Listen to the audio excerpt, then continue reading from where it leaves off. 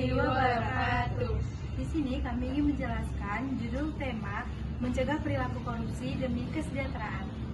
Dengan spesifiknya kami mengambil korupsi dana pendidikan membunuh generasi. Tujuan membuat video ini untuk menyadarkan masyarakat bahwa korupsi dana pendidikan bukan sekedar penyimpangan anggaran, tetapi tindakan yang langsung merusak masa depan anak-anak dan mematikan kualitas generasi penerus. Video ini bertujuan untuk mengajak setiap orang untuk menjaga kejujuran, ikut mengawasi penggunaan dana pendidikan, dan berani menolak penyalahgunaan demi terciptanya pendidikan yang bersih, adil, dan berkualitas bagi Indonesia. Saya, Elvira Damianti, F1G02084. Saya Saskia Diva Paramita, F1G0250008. Resti dengan NPM F1G025072. Saya Lauren Gajunjenini dengan NPM F1G025050. Saya Nabila Syikalwa dengan NPM F1G0255058.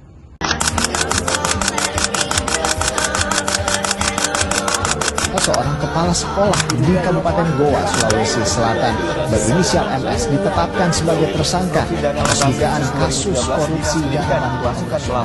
Tersangka akan ditahan selama 20 hari untuk pengembangan kasus korupsi yang melibatkan sejumlah pejabat daerah. KIP, dana bos, banyak hancur ini. Gak usah tambah kalau banyak korupsi uang negara habis, bukan untuk rakyat.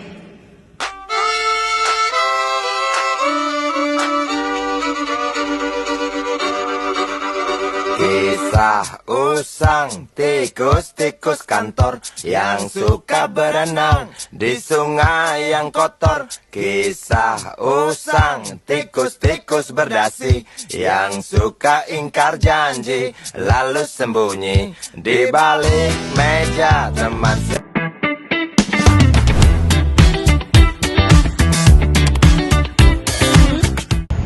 Korupsi dana pendidikan berarti merampas hak anak untuk belajar dan menghancurkan kualitas generasi masa depan.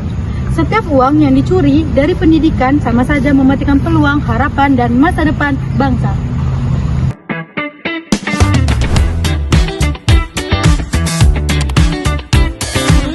Tujuan dari pencegahan korupsi dana pendidikan adalah kita bisa mengubah dana pendidikan tepat guna, menjamin pemerataan pendidikan, dan mewujudkan transparansi dan akuntabilitas.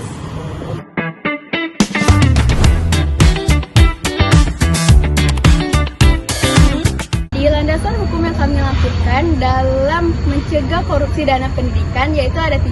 Yang pertama, ada Undang-Undang Nomor 31 Tahun 1999, Undang-Undang Nomor 20 Tahun 2001 yang tentang pemberantasan tindak pidana korupsi yang mengatur sanksi hukum bagi pelaku korupsi termasuk korupsi dana pendidikan. Terus yang kedua, ada Peraturan Pemerintah Nomor 48 Tahun 2008 tentang pendanaan pendidikan yang mengatur penggunaan dana pendidikan secara transparan dan akuntabel. Adapun Peraturan Menteri Pendidikan dan Kebudayaan Nomor 76 Tahun 2014 yang mengatur tata cara pengelolaan dana bantuan operasional sekolah atau biasa disebut dengan BOS agar digunakan sesuai peruntukan dan mencegah penyalahgunaan.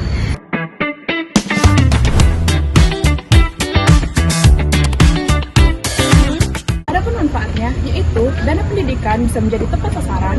Kedua, fasilitas sekolah bisa meningkat. Ketiga, biaya pendidikan menjadi lebih terjangkau.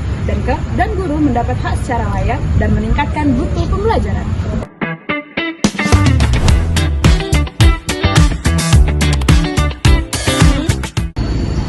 Mari bersama bersihkan pendidikan dari korupsi demi kualitas belajar yang lebih baik dan pemerataan kesempatan pendidikan.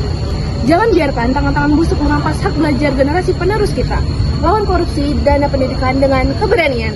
Korupsi adalah musuh kita bersama. Ibarat virus, korupsi juga tersebar di mana-mana. Wabah di seluruh penjuru menggerogoti negeri. Korupsi terjadi karena cinta materi. Tindakan korupsi seringkali melibatkan hubungan keluarga, anak, dan istri karena kebiasaan keluarga yang tidak peduli dari mana asal penghasilan sehari-hari. Karena itu, keluarga punya pengaruh besar untuk mencegah korupsi dari akar. Di balik keluarga yang terhormat, ada anggota keluarga yang hebat, yang selalu mengingatkan sumber pendapatan dan menjaga makna kebahagiaan dengan kesederhanaan. Jangan sampai terlambat hingga semuanya menjadi kiamat. Ditangkap penegak hukum, penghuni rumah tahanan bertahun-tahun tidak pulang. Melihat keluarga dari kejauhan, rasa sesal yang berkepanjangan. Karena itu, Mulai cegah korupsi sejak dini dari rumah kita sendiri. Kita bisa mencegah korupsi dari keluarga kita sendiri. Pencegahan korupsi dalam dunia pendidikan merupakan langkah krusial yang harus mendapat perhatian serius dari seluruh elemen masyarakat, mulai dari pemerintah, institusi pendidikan, guru, siswa, hingga orang tua. Korupsi di dalam pendidikan tidak hanya merugikan secara materi, tetapi juga berdampak negatif terhadap kualitas pendidikan, kepercayaan masyarakat, serta mencederai nilai-nilai keadilan dan integritas yang seharusnya menjadi fondasi utama dalam proses pembelajaran.